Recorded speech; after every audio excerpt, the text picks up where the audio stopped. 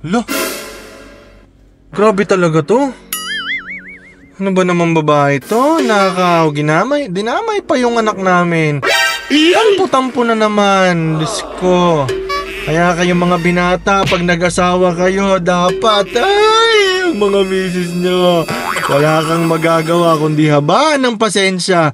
Ay, naka. Susundan ko na nga. Nako, kakainis. Ay, nako, ito talaga mga to.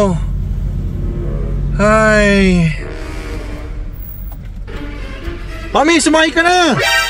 Tara na! Ano ba yan? Ba't patampo-tampo ka pa? Dinadamay mo pa yung bata. Ano nagtatampo sa'yo, sabi mo? Ano ba yun? Ba't ka umalis? Ba't ka nagdabog? Hoy! Di ako nagtatabog, ay lakas kaya ng hangin. Ano usapan natin? I-walking natin si Gia, di ba? Ay, mag-walking ba tayo? Oo, ang tamad-tamad mo pa, kotse-kotse ka pa dyan. Kailangan ng bata ng fresh air. Ang pambucho.